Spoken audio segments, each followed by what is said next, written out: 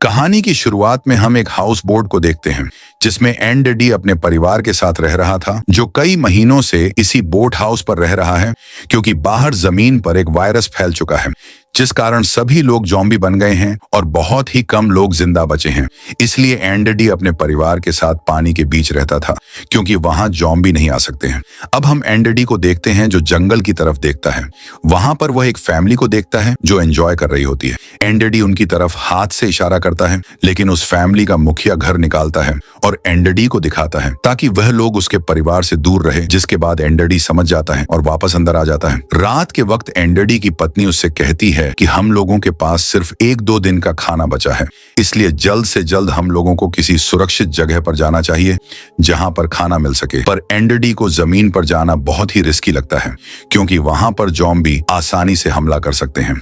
अगली सुबह जंगल में हम थमी नाम की एक लड़की को देखते हैं जो पेड़ के ऊपर रह रही है। अब हम उसे अपने पैरों पर पत्ते बांधते हुए देखते हैं। वह पत्ते इसलिए बांध रही थी ताकि ज़ॉम्बी उसके पैरों की आवाज ना सुन सके और वह ज़ॉम्बी से बच पाए। दरअसल थम्मी के पिता भी ज़ॉम्बी बन चुके थे और वह ज़ॉम्बी बने हुए अपने पिता को एक गड्ढे में रखती थी और वह दिन में जंगली जानवरों का शिकार करके रात में अपने पिता को खिलाती थी क्योंकि वह अपने पिता से बहुत प्यार करती थी। उसे अभी भी लगता है कि उसके पिता समय के साथ ठीक हो जाएंगे। अब हम एंडी को देखते हैं जिसे एक बोट पानी में पलटी हुई नजर आती है, जिसके बाद एंडी अपनी छोटी बोट देकर उस बोट के पास जाता है ताकि उसे उस बोट में खाना मिल सके। अब एंडी उस बोट के अंदर जाकर देखता है कि बोट के अंदर बहुत सारा खाना था, जिसे लेकर वह वहां से आ जाता है और अपनी पत्नी को बताता है कि हमें इतना खाना मिल गया है जिससे हम 9 महीने तक आराम से जिंदा रह सकते हैं। अब रात के वक्त एंडी सो रहा था, तब उसकी पत्नी सोचती है कि वह भी बोट के अंदर जाकर कुछ ना कुछ और सामान ले आए, इसलिए वह उस बोट पर जाती है। अंदर जाकर वह कुछ ढूंढ रही होती है, तभी उसे बोट के अंदर से एक आवाज सुनाई देती है। वह समझ जाती है कि बोट के अंदर कोई ज़ॉम्बी है। वह तुरंत वहां से भागने की कोशिश करती है, लेकिन जैसे ही वह बाहर आने वाली होती है कोई जबी उसे पकड़कर अंदर खींच लेता है, लेकिन वह किसी तरह अपनी जान बचाकर उस बोट से निकल आती है और वापस आकर अपने बोट में लगे बाथरूम में जाकर बैठ जाती है। अब जब एंडी सोकर उठता है तो वह देखता है कि उसकी बच्ची बहुत रो रही है, जिसे वह उठाता है। अब वह देखता है कि बोट पर खून बिखरा हुआ है और वह बाथरूम की ओर जा रहा है। साथ ही उसकी पत्नी भी कहीं दिखाई नहीं दे रही है। वह बाथरूम के अंदर देखता है कि उसकी पत्नी घायल है और उसे ज़ॉम्बी ने काट लिया है, जिसके बाद एंडी समझ जाता है कि वह अगले 48 घंटों के अंदर ज़ॉम्बी बन जाएगी, क्योंकि ज़ॉम्बी के काटने के बाद अगला इंसान 48 घंटों के अंदर ही ज़ॉम्बी बनता है। लेकिन फिर भी एंडी को उम्मीद थी कि वह अपनी पत्नी को बचा लेगा, इसीलिए वह अपनी छोटी बेटी और पत्नी को लेकर जमीन पर आ जाता है ताकि वह जल्दी से जल्दी नजदीकी हॉस्पिटल तक पहुंच पाए। जब वह लोग थोड़ा आगे बढ़ते हैं तो रास्ते में उन्हें कुछ गाड़ियां नजर आती हैं। तब एंडी देखता है कि वहां पर एक कार खड़ी है जो एकदम सही है। अब एंडी कार के पास जाकर देखता है कि उसमें फ्यूल नहीं है, इसलिए वह उसमें फ्यूल डाल रहा होता है। तभी एक ज़ॉम्बी वहां पर आ जाता है, लेकिन ऐन मौके पर एंडी उसे देख लेता है और वह गाड़ी के अंदर बैठकर वहां से भाग जाते हैं। बीच रास्ते में उसकी पत्नी एंडी से गाड़ी रुकती है ताकि वह अपने बेटी के कपड़े चेंज कर सके, लेकिन उस दौरान वह नीचे गिर जाती है और बेहोश हो जाती है। जब वह होश में आती है तो वह अपने पति से कहती है कि वह उसे छोड़कर वहां से चले जाए क्योंकि वह जल्दी ज़ॉम्बी बन जाएगी और वह उन दोनों को भी काट लेगी। लेकिन एंडी उसे समझाता है कि वह जल्दी हॉस्पिटल पहुंच जाएंगे, इसलिए वह उसे वापस कार में बिठा आता है और कार को लेकर हॉस्पिटल की तरफ निकल पड़ते हैं। बीच रास्ते में कार के सामने एक ज़ॉम्बी आ जाता है, जिस कारण एंडी का कार एक्सीडेंट हो जाता है। अब एंडी कुछ देर नींद लेने के लिए कार के अंदर ही सो जाता है, लेकिन जब एंडी जागता है तो वह देखता है कि उसकी पत्नी पूरी तरीके से ज़ॉम्बी बन चुकी थी और वह उस पर हमला कर देती है और एंडी के हाथ पर काट देती है। लेकिन एंडी किसी तरह अपनी बेटी को लेकर बाहर निकल जाता है और किसी तरह अपनी पत्नी को मार देता है। अब वह देखता है कि उसके हाथ पर भी उसकी पत्नी ने काट लिया है, तो जल्दी वह भी ज़ॉम्बी बन जाएगा। इसलिए एक बार को तो वह हार मान लेता है कि अब कोई फायदा नहीं है, क्योंकि अब वह बाद में अपनी बेटी को भी काट लेगा। इसलिए वह खुद को मारने की सोचता है। फिर भी वह अपनी बेटी की तरफ देखता है जो बहुत मासूम थी और उसे जंगल में कोई भी खा सकता था। इसीलिए एंडी के पास 48 घंटों का समय था जिसके बाद वे ज़ॉम्बी बनेगा। इसलिए वह घड़ी में 48 घंटों का टाइमर सेट करता है और अपनी बेटी को किसी सुरक्षित जगह पर पहुंचाने के लिए निकल पड़ता है। तभी वह उस ज़ॉम्बी को देखता है जिस कारण उसकी गाड़ी का एक्सीडेंट हुआ था। तभी वहां पर थू आ जाती है और वह कहती है कि उसके पिता को कुछ मत करो। फिर वह अपने हाथ पर काटती है जिससे खून निकलता है और उस खून को संगते संगते उसके ज़ॉम्बी पिता उसके पीछे चले जाते हैं। हैं। अब एंडरडी आगे किसी सुरक्षित जगह के लिए निकल पड़ता है और रास्ते में उसे एक कस्बा दिखता है। वह एक घर के अंदर जाता है जहां उसे एक औरत मिलती है। वह दिल की अच्छी थी, इसलिए एंडी को रात वहीं पर गुजारने देती है और साथ ही एंडी के जख्मों पर पट्टी भी करती है। अब एंडी सोचता है कि वह अपनी बेटी को उसके पास छोड़ देगा, लेकिन तभी उसे पता चलता है कि उस औरत को भी कैंसर है और वह जल्द ही मर जाएगी। इसीलिए वह अपना फैसला तुरंत बदल देता है। अब हम कुछ लोगों को देख रहे हैं जो जॉबिन्स जंगलों की तरफ बढ़ रहे हैं। साथ ही में हमें थमी की माँ को भी दिखाया जाता है जो उसे ढूंढ रही होती है, पर थमी उन लोगों के पास नहीं जाती है क्योंकि वह अपने पिता के पास रहना चाहती है और उसे पता था कि वे लोग देखते ही उसके जॉम्बी पिता को मार देंगे। इसी कारण वह अपने पिता को गड्ढे में छुपा कर रखती थी। अब हम वापस एंडरडी को देखते हैं जिस पर जॉम्बी वायरस का असर हो रहा है। उसे उल्टी होने लगती है और वह बेहोश हो जाता है। अगली सुबह जब वह उठकर देखता है कि अब उसके पास सिर्फ 32 घंटे बचे हैं जिसके बाद वह जॉम्बी बन जाएगा, इसलिए वह तुरंत अपनी बेटी को लेकर आगे के सफर पर निकल जाता है। बीच रास्ते में उसे एक बड़ी सी गाड़ी दिखाई देती है। एंडी गाड़ी के पास जाकर उस गाड़ी के अंदर देखता है कि चाबियां हैं कि नहीं। तभी उस पर एक जॉम्बी पीछे से आकर अटैक करने वाला होता है कि अचानक एक गोली चलती है जो उसे जॉम्बी का भेजा उड़ा देती है।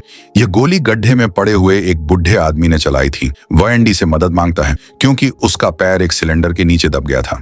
दरअसल वह गाड़ी उसकी ही थी, इसलिए वह एंडी को गाड़ी की चाबी दे देता है और कहता है कि इसकी मदद से तुम सिलेंडर को आगे खींचो। जिसके बाद एंडी गाड़ी को थोड़ा आगे लेता है और उससे बुढ़े आदमी का पैर निकल जाता है। जिसके बाद अब बुढ़ा आदमी एंडी को अपने साथ अपने घर ले आता है जहां पर वह अपनी पत्नी के साथ रहता है। बाद में बुढ़ा आदमी एंडी को अपने साथ ले जाता है जहां वह दिखाता है कि कैसे वह जॉम्बीज को मारकर उनका सामान लूटता है। दरअसल वह बूढ़ा आदमी कुछ लोगों को पजरे में बांध के रखता है जिससे अट्रैक्ट होकर जॉम्बी उन लोगों के पास आते हैं और वह मौका देकर बुढ़ा आदमी उनको मार डालता है। इसी सिलसिले के कारण वह अब तक जिंदा था। एंडी देखता है कि पेंद्र में थू थी और दूसरे पिंजरे में एक बुढ़ा इंसान था। एंडी को यह सब कुछ अच्छा नहीं लगता है क्योंकि वह खुद एक अच्छा इंसान था, लेकिन वह कर भी क्या सकता था। जब शाम के वक्त वे लोग वापस घर पर आते हैं तो एंडी देखता है कि उसकी बेटी उसे बुढ़े आदमी की पत्नी के साथ खेल रही होती है और उसके साथ काफी आराम से रह रही है। जिसके बाद एंडी सोचता है कि उसकी बेटी अब सेफ है और वह एक जगह पर जाकर अपने आप को मारने ही वाला होता है कि उस बुढ़ पत्नी आ जाती है। वह उससे कहती है कि रुको, तुम्हारी बेटी यहाँ पर बिल्कुल भी सेफ नहीं है। साथ ही वह बताती है कि वह उसकी पत्नी भी नहीं है, उसने उसे जबरदस्ती यहाँ पर कैद करके रखा हुआ है। जिसके बाद एंडी अपने आप को नहीं मारता है। तभी वह बुढ़ा आदमी वहां पर आ जाता है और उसे लगा कि एंडी कुछ गड़बड़ कर सकता है, इसलिए वह एंडी को बंदूक से मारकर घायल कर देता है और उसे ले जाकर थूमे के साथ पिंजरे में बंद कर देता है। लेकिन एंडी बहुत ही होशियार था। वह थूमे के साथ मिलकर उस पिंजरे से बाहर निकलने का प्लान तैयार करता है और जैसे ही जॉम्बी आते हैं वे लोग जॉम्बीज को चकमा देकर पिंजरे से भाग जाते हैं। वे लोग सीधे उस बुढ़े आदमी के घर जाते हैं ताकि एंडी अपने बच्चे को ले सके और ऐसा होता भी है। साथ ही वह औरत एंडी के साथ आती है जिस औरत को बुढ़े आदमी ने अपने घर में कैद करके रखा हुआ था। जब वे सभी लोग वहां से भाग रहे होते हैं तभी वह बुढ़ा आदमी जाग जाता है और उन सबको देख लेता है। वह बंदूक लेकर गोली चलाता है, लेकिन वह गोली जाकर सीधे उस औरत को लगती है और वह वहीं खत्म हो जाता है। जिसके बाद बुढ़ा आदमी पागल हो जाता है। मौका पाकर एंडी और थूमे वहां से जंगल की तरफ भाग जाते हैं और रात वहीं पर बिताते हैं। वह बुढ़ा आदमी उनको ढूंढने की कोशिश करता पर वे लोग नहीं मिल पाते हैं। अगली सुबह एंडी किसी सेफ जगह को ढूंढने के लिए निकलता है। रास्ते में वह थमी को बताता है कि उसके पिता जो जॉम्बी बन चुके हैं वह अब कभी भी वापस पहले जैसे इंसान नहीं बनने वाले हैं। अब थमी देखती है कि उसके पिता को कबीले वालों ने ढूंढ दिया है और उन्हें मारकर पेड़ पर दफना दिया है। जिसके बाद वह जोर जोर से रोती है और अपने सिर को पटने लगती है। तब एंडी आकर उसे समझाता है, पर तुम ही एंडी के साथ चलने को अब राजी नहीं थी, इसलिए अब एंडी अकेले ही निकलता है क्योंकि उसके पास अब बहुत ही कम समय बचा था और वह धीरे धीरे जॉम्बी बन रहा था। लेकिन थोड़ा आगे बढ़ने के बाद एंडी बेहोश हो जाता है और वह जमीन पर गिर पड़ता है। अब पास में बैठी उसकी बेटी रो रही थी जिसकी आवाज थमी के कानों तक जाती है। आवाज सुनकर थू वहां पर आती है और वह उस नन्ही सी बच्ची को उठा लेती है। अब थोड़े समय के बाद एडी को वापस होश आता है। अब वह सोचता है कि वह उस फैमिली के पास चला जाएगा जिसे उसने शुरुआत में नदी के किनारे जंगल में देखा था और उसकी बेटी उन लोगों के पास सुरक्षित रहेगी। अब वह उन लोगों को ढूंढने के लिए निकल पड़ता है और अब वहां तक थमी भी साथ चलने के लिए राजी हो जाती है क्योंकि एंडी को थमी का साथ चाहिए था। आखिर में वह लोग उस फैमिली को ढूंढ लेते हैं। एंडी उस फैमिली के मुखिया से बात करता है, पर उसे पता चलता है कि उसे भी ज़ॉम्बी ने काट लिया है। वह आदमी चुपकी से एंडी को गन दिखाता है और कहता है कि इसमें 6 गोलियां हैं, जिससे वह अपने परिवार को खत्म करेगा, और बाद में बंदूक में 2 गोलियां बजेगी, जिससे वह एंडी से कहता है कि वह चाहे तो वह खुद को और अपनी नन्ही बच्ची को भी मार सकता है। लेकिन एंडी उसे ऐसा करने से मना करता है और वह वहां से चला जाता है। तभी एंडी को पीछे से गोलियां चलने की आवाज सुनाई देती है, तो वह समझ जाता है कि उसने अपने परिवार के साथ खुद को भी खत्म कर लिया है। अब एंडी के पास कोई सुरक्षित जगह नहीं बची थी जहां वह जाकर अपनी बेटी को छोड़ सके, इसलिए वह खुद को मारने वाला होता है। लेकिन तभी थमी उससे कहती है कि उसका एक कबीला यहाँ से थोड़ी ही दूरी पर है और तुम चाहो तो अपनी बेटी को हमारे कबीले के लोगों के पास छोड़ सकते हो। अब यह बात एंडरडी को सही लगती है और उसके पास कोई चारा भी नहीं था, इसीलिए वे लोग जल्दी से उस कबीले की तरफ निकल पड़ते हैं। बीच में उन्हें एक सुरंग से होकर गुजरना पड़ता है जिसमें बहुत सारे ज़ॉम्बी थे, पर वे लोग उनसे बचकर आगे बढ़ते हैं। लेकिन सुरंग के अंत में वह बुढ़ा आदमी मिलता है और एंडी पर हमला करता है, पर एंडी भी अपनी बंदूक निकाल लेता है जिसमें 2 गोलियां बची थीं, और लड़ाई के दौरान एंडी एक गोली उस बुढ़े आदमी को मार देता है। लेकिन एक गोली एंडी को भी लग जाती है, लेकिन उस बुढ़े आदमी में अभी भी बहुत जान बची थी। वह जाकर एंडरडी की बेटी को उठा लेता है, लेकिन उससे मासूम लड़की का चेहरा देखकर उसे दया आ जाती है और वह अब एंडरडी को जाने देता है। बीच रास्ते में एंडरडी की तबीयत और बिगड़ जाती है। अब उसमें ज़ॉम्बी के बहुत सारे लक्षण दिखाई देने लगते हैं। एंडरडी को अब मां खाने का बहुत ही मन हो रहा था, लेकिन वह किसी तरह अपने आप पर कंट्रोल करता है, क्योंकि अभी भी उसकी बेटी सुरक्षित नहीं थी। अब वह सही ढंग से चल भी नहीं पा रहा था, इसलिए वह एक लकड़ी लेता है और उसके आगे मांस का टुकड़ा बांध देता है और थॉम को कहता है कि वह इस लकड़ी को लेकर उसकी पीठ पर बैठ जाए। अब एंडरडी अपने दोनों हाथों को भी बंधवा लेता है ताकि वह ज़ॉम्बी बने तो वह उन लोगों को काट ना पाए। अब वे लोग चलना शुरू करते हैं और एंडरडी अब मांस खाने के लालच में आगे बढ़ता रहता है और वे लोग इस तरह उस कबीले तक पहुंच जाते हैं। अब कबीले के लोग एंडी को मारने वाले होते हैं कि थमी दिख जाती है। फिर कबीले के सारे लोग एंडरडी और थमी को नीचे उतारते हैं। अब हम देखते हैं कि एंडरडी पूरी तरीके से ज़ॉम्बी बन गया था, लेकिन फिर भी उसका दिमाग थोड़ा एक्टिव था।